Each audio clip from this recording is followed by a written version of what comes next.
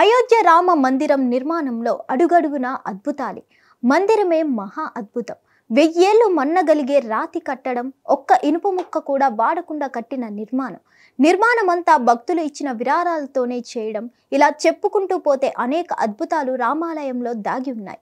ఇక ఈ జాబితాలో మరో అద్భుతం చేరబోతుంది. శ్రీరామనవమి సందర్భంగా బాలరాముడు సూర్యతిలకం దిద్దుకోబోతున్నాడు. ఏటా శ్రీరామనవమి రోజున సూర్యుని కిరణాలు బాలరాముడి నుదుటిన తాకేలా నిర్మాణం చేపట్టారు. ఈ ఏప్రిల్ 17న ఈ అద్భుతం ఆవిష్కృతం కాబోతుంది. ఇక ఈ రామనవమి ప్రత్యేకత ఏమిటంటే, అయోధ్యలో శ్రీరాముడు కొలువుదీరిన తర్వాత వచ్చిన మొదటి శ్రీరామనవమి. గర్భగుడిలో కొలువుదీరిన రాముడి నుదుట సూర్యకిరణాలు ప్రసరించేలా ప్రత్యేక వ్యవస్థ ఏర్పాటు చేశారు. శ్రీరామనవమి సందర్భంగా అయోధ్య రామునికి సూర్యతిలకం ఇప్పుడు ప్రత్యేకత సంతరించుకుంది. అయోధ్య ఆలయం నిర్మాణం తర్వాత రామ మందిరంలో తొలిసారి శ్రీరామనవమి ఉత్సవాలు జరగనున్నాయి. 500 ఏళ్ల తర్వాత ఆయన జన్మస్థలమైన అయోధ్యలో ఈ ఏడాది రామనవమి వేడుకలు నిర్వహించేందుకు ఇప్పటికే ఏర్పాట్లు చేస్తున్నారు. ఇక ఏప్రిల్ 17న శ్రీరామనవమి సందర్భంగా అంగరంగ వైభవంగా వేడుకలు నిర్వహించనున్నారు.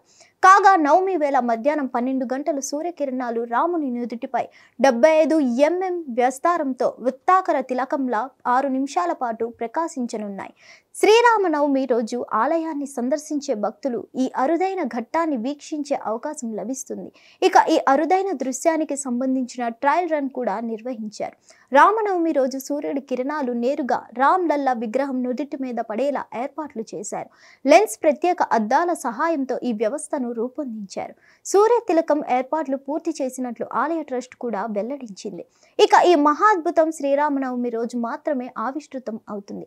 మధ్యాహ్నం 12 గంటలకు ఈ ప్రక్రియ మొదలవుతుంది. సుమారు 6 నిమిషాల పాటు గర్భగుడిలోని శ్రీరాముని విగ్రహం నుదుటి మీద కిరణాలు పడేలా ఏర్పాట్లు చేశారు. ఈ టెక్నాలజీని CSIR ఆధ్వర్యంలో సెంట్రల్ బిల్డింగ్ రీసెర్చ్ ఇన్స్టిట్యూట్ రూపొందించింది. దీనికి సంబంధించిన ట్రయల్ రన్ పూర్తయింది. ఈ విషయాన్ని పరిశోధకుల బృందం కూడా ధృవీకరించింది. మొత్తానికి పరిశోధకుల శ్రమ ఫలించింది.